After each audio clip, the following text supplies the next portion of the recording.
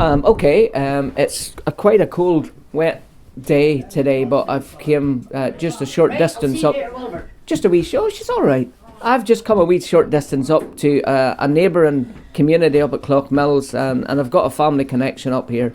In fact, I'm in a wee area that was very, very close to my heart because I used to walk a wee pathway along the river bank here, or the mill race, and there was a great form of mindfulness when the birds were singing and you're looking over to the Corky and you could see up into the hills. Sitting beside me is a young man. He's been a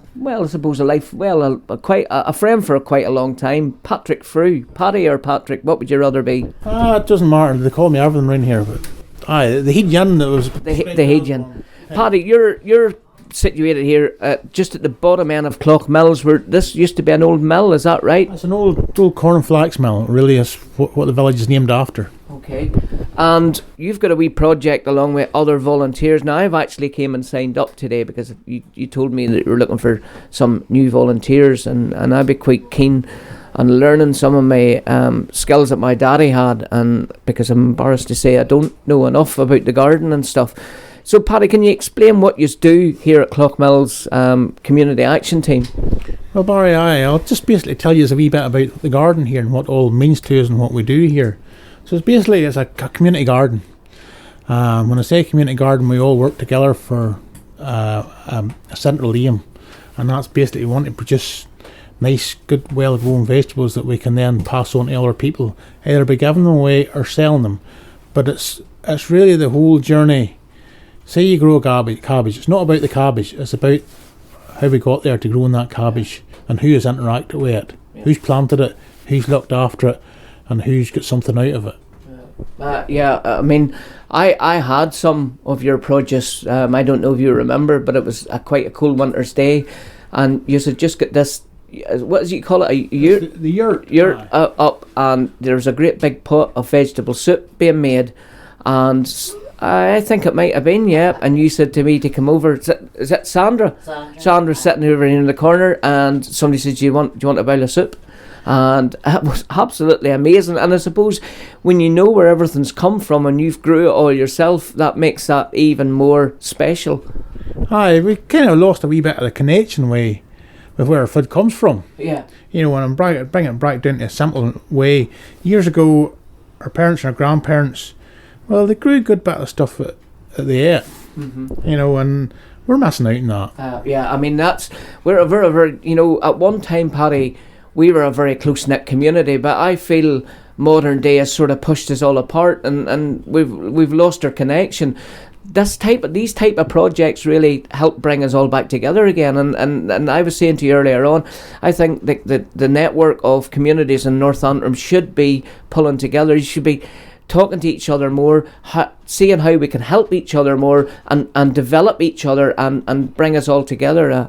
And this wee project, I think it's very, very special, and that's why I want to try and get it out there. You're actually looking for volunteers, or you can come up here or bring teams of people up, as long as they give you a good plenty of notice in advance to come and visit the garden as well, if you want to come and do a wee project. Aye, Gary. Aye, Barry, you're saying that sort of on two fronts there. So there's individuals can come and do stuff, which is what we're about, but also groups come here to learn from us.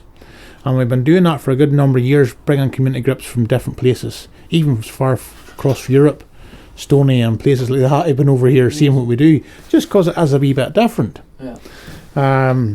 Because people are losing that connection, really, with the land that we had before. And while they're doing all that, they don't realise, but for their mental health, that is making a big difference. Well, I found that out recently after Paddy, I explained to you last year, took a breakdown, and I recently started to get out walking, and it's really, really hard to explain this to people, but you become a different person. You just get a new lease of life. You hear things, you see things, and you smell things a lot more. Everything becomes more vibrant, and you know, it's just a wonderful feeling. And I would say, if you're spending a bit of time out here in the allotments now, to give somebody a sort of a picture view here, we've got a walkway up along the mill race, and then you have different beds here that you use for planting out, and you've got some fruit trees in as well. Yeah, aye. So there's a plan to everything. So we've got everything. The wee garden that we grow is basically quite close to our wee homestead. which is the wee hut we're sitting in now. And then the whole site's planned farther ahead than that. So the stuff like nut trees, apple trees that you don't be going to a while lot are farther away. So the stuff you eat sooner and quicker and more often is close to you, and then other stuff's far away. Like rhubarb would be near, Paddy. Did you ever take a stick of rhubarb and half a pound of sugar out of the larder and go down the back garden? Like, I mean, that was one of my...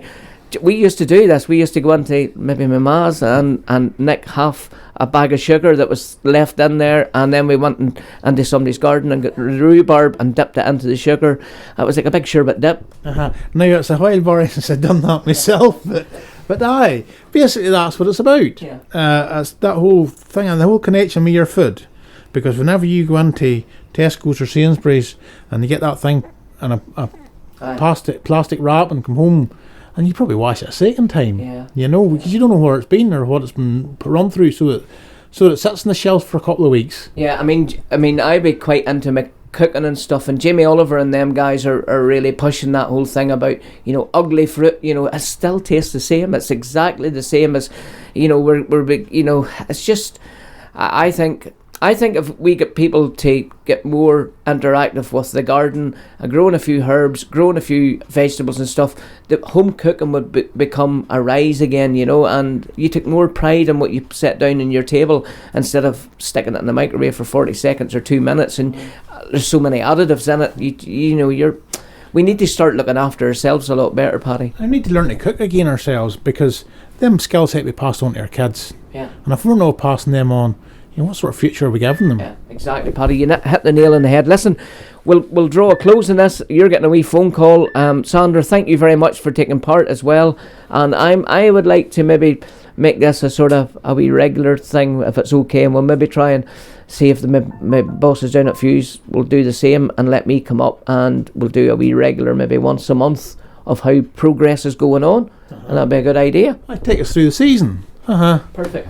That'll do. Sounds like a plan, Barry.